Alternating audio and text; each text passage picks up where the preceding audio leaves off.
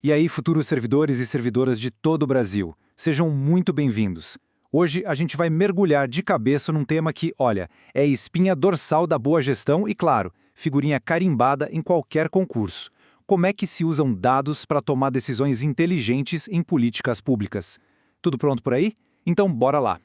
Bom, vamos começar com a pergunta que vale ouro, né? Como é que um gestor público sabe se o dinheiro do contribuinte está sendo bem aplicado, se está gerando o resultado que todo mundo espera? Uma coisa certa, não pode ser no achismo, de jeito nenhum. A resposta para isso está nos dados, está nas evidências. E para quem está nessa batalha do concurso, entender essa lógica vai muito além de só acertar uma questão na prova. É sobre se preparar para ser um profissional que realmente vai fazer a diferença lá na ponta. Pode ter certeza, dominar isso aqui é um passo gigantesco para garantir a sua vaga. O nome do jogo, na administração pública moderna, é esse aqui, ó: decisão baseada em evidências. O que isso quer dizer na prática? Significa sair daquele campo da opinião, sabe, da intuição, da pressão política e entrar no mundo dos fatos, dos dados concretos que mostram o que de verdade está acontecendo. Mas, afinal, o que é uma evidência nesse contexto todo? Pensa assim, é uma informação de altíssima qualidade. Não é qualquer dado que a gente acha por aí. É uma informação que foi coletada e analisada com método, com muito rigor, e é por isso que ela se torna uma base segura para decidir os rumos de uma política pública. Beleza, então como é que a gente começa a juntar essas evidências? A primeira ferramenta do nosso kit são os indicadores. A melhor forma de pensar neles é como o painel de um carro. Eles mostram para a gente a velocidade, a temperatura, se tem combustível. Na gestão pública, os indicadores mostram exatamente isso. Como é que a máquina da sociedade está funcionando? E assim como no painel do carro, a gente tem diferentes tipos de ponteiros, né?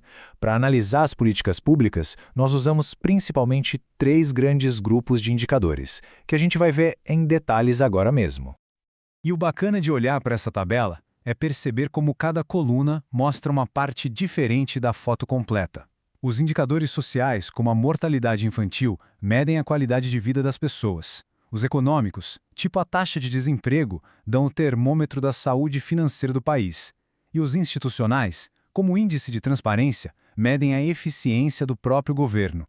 Juntos, eles dão um retrato bem fiel da nossa realidade. Certo, já temos os indicadores. Mas como é que a gente coleta e interpreta esses dados? Para isso, a gente usa a nossa segunda ferramenta, os métodos de pesquisa. Pensa neles como se fossem as diferentes lentes de uma câmera fotográfica. Cada lente vai te dar uma perspectiva única sobre o mesmo problema. E aqui, pessoal, atenção total, porque isso é um clássico de concurso. A diferença entre qualitativo e quantitativo. De um jeito bem direto, o quantitativo responde o que e quantos, porque ele trabalha com números, com estatísticas. Já o qualitativo responde por que e como, explorando as percepções, as histórias por trás dos números, com entrevistas e conversas. O gestor fera mesmo, ele combina os dois. Agora, um alerta importantíssimo. Confiar em um único tipo de dado, em uma única fonte, pode ser uma armadilha muito perigosa que leva a conclusões completamente erradas. E para ilustrar isso, tem uma historinha clássica no mundo da análise de dados que é simplesmente perfeita para a gente entender. Parece maluquice, né? Totalmente sem sentido. Mas acompanha aqui o raciocínio. Imagina que uma equipe de gestores em São Paulo começou a analisar uns dados e percebeu uma ligação muito, mas muito estranha. Eles olharam para os gráficos e viram que nos meses em que a venda de sorvetes disparava, o número de mortes por afogamento também subia, na mesma proporção. A ligação era perfeita no papel. A primeira conclusão, a mais apressada, poderia ser: alerta geral, sorvete causa afogamento, vamos proibir a venda na praia para salvar vidas. Mas será que é isso mesmo? E aqui está o pulo do gato, o conceito que separa o analista amador do profissional. Correlação não significa causalidade. O que estava acontecendo, na verdade, é que um terceiro fator influenciava os dois: o calor.